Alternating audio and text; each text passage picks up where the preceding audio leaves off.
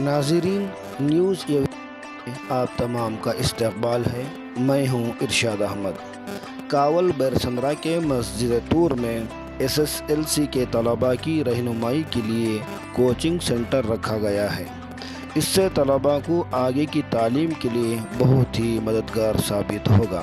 ذمہ داروں نے مساجد کو تعلیمی سینٹر اس کا مقصد ہے 10th اسٹینڈرڈ اسٹوڈنٹس جو ایگزام ابھی لے کے ہیں ان کو راہ دکھانے کے لیے، نیو ڈائریکشن دینے کے لیے، بیکاز بہت سے اسٹوڈنٹس ایسے ہیں جو کمبینیشن لے لیتے ہیں کالج میں بٹ ان کو نہیں معلوم کیا لینا بول کے، تو یہاں کے محلے کے جو پروفیشنلز ہیں سب ساتھ مل کے ایک مہم بنا کے تو ان کو گائیڈ کرنے کے لیے فیوچر کیا کر سکتے ہیں، ڈپینڈنگ آن ان کی کیپیسٹی کیا ہے، ان کا خواب کیا ہے، وہ پورے کرنے کے لیے ایک ہم جمع ہوئے ہیں۔ یہاں اراؤنڈ 22 پروفیشنلز ہیں جو اپنے زندگی میں انہوں دے آر سکسیزفل، ان کو لے کے بنائے ہیں تو ان کو ایک ڈائریکشن دینے کے لیے۔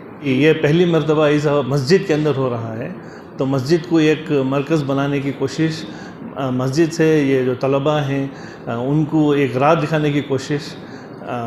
فرسٹ تو ایک پروگرام تو SSLC اسٹوڈنٹس کے لیے ہے، آئندہ PUC اسٹوڈنٹس اور جو جاب سیکرز ہیں، جو جاب گریجویٹس ہیں، جو جاب نہیں مل رہا ان کو بھی مدد کرنے کی کوشش کر رہے ہیں انشاءاللہ۔ کمیٹی کی جانب سے ہے بٹ یہ ینگسٹرز مل کے کر رہے ہیں، پورا کمیٹی سے پورا سپورٹ تو کمیٹی کا ہی ہے، مسجد کمیٹی کا ہی ہے۔ بہت ضرورت ہے کہ آج کے ماحول میں اسٹوڈنٹس جو ہے، آج کے جو ماحول چل رہے ہیں وہ صحیح نہیں ہے، اسٹوڈنٹس کو صحیح ڈائریکشن، کچھ کالج ایسے کالج چلے آتے ہیں جو ان کو معلوم نہیں چلتا، اور حجاب کا بھی ایک حصہ چل رہا ہے، تو ان کو مسلم آرگنائزیشنز جو کالجز ہیں ان کو وہاں پہ ڈائریکشن کرے تو کل انشاءاللہ ان کی پڑھائی پوری ہوتی ہے۔ جو ادھوری ہونے کی کوشش کر رہے ہیں اس کو ڈیفیٹ کرنے کے لیے یہ کوشش ہو رہی ہے کہ آج ایون پیرنٹس کو بھی بلا کے ہیں ساتھ، ان کو 1-to-1 کاؤنسلنگ کر رہے ہیں کہ ڈیسائیڈ کر رہے ہیں کہ ان کو کیا کورس کر سکتے ہیں، کیا کمبینیشن لے سکتے ہیں انہوں، اور آئندہ کے لیے انہوں کیا بن سکتے ہیں۔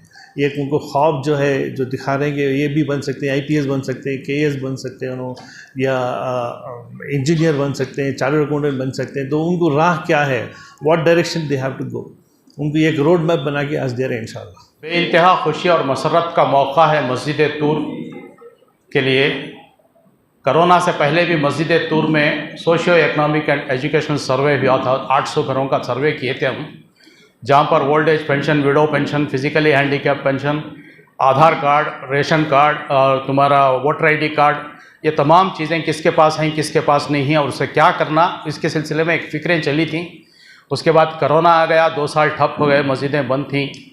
آج اس کے بعد جو ہے اثر نو ایک 22-25 نوجوانوں نے مل کر، پروفیشنلز مل کر، قوم کی فلاح و بہبودی کی خاطر بچوں کو ایک ڈائریکشنز دینے کے لیے ہمارے بچوں کو والدین اور اسٹوڈنٹس کا ایک مجموعہ آج بلایا گیا ہے، اور ان کو باقاعدہ ایک بہترین پاور پوائنٹ پریزنٹیشن ہمارے پروفیشنل فراز نے دیا ہے، اور مجاہد بھائی کی ایک عمارت میں پورے پروفیشنلز جڑ کے تقریباً 2 مہینے سے اس کے پیچھے لگے ہوئے ہیں۔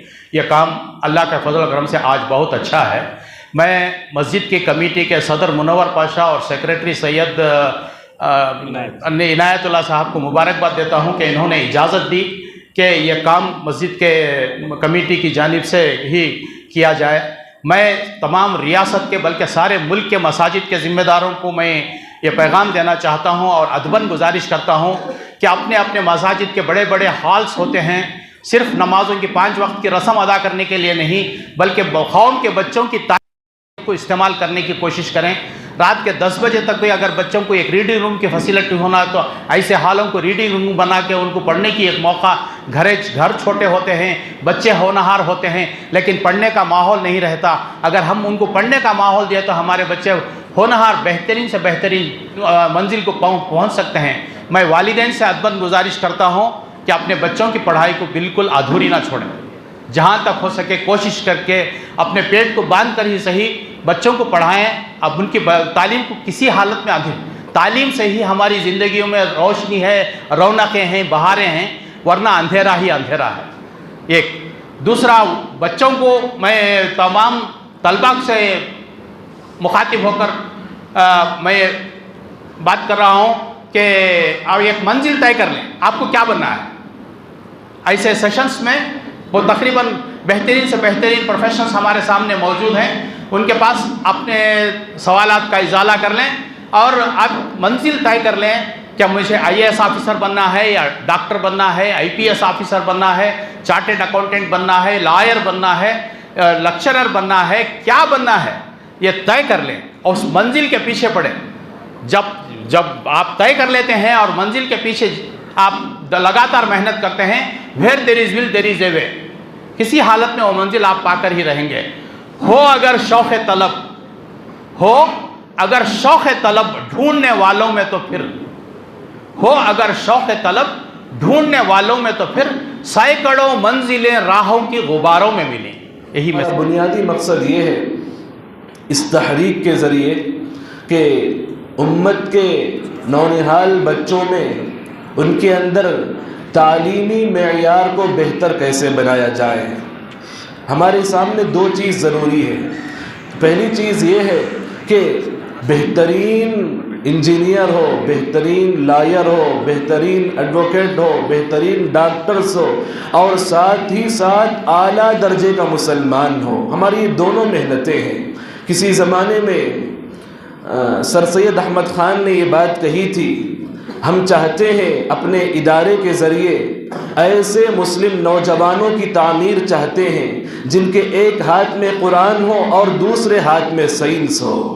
ہماری بھی چاہت یہی ہے کہ بچے بہترین مسلمان بھی رہیں, ماں باپ کے فرما بردار بھی رہیں, اللہ کے اطاعت گزار بھی رہیں اور بہترین تعلیم یافتہ بھی ہو. اور دوسری بات, یہ بات تاریخ کے حوالے سے ہے کہ قوموں کے عروج اور زوال میں, رئیس اینڈ فال میں جو چیز سب سے بڑی مؤثر چیز ہے, جو سب سے بڑا فیکٹر ہے, وہ تعلیم ہے.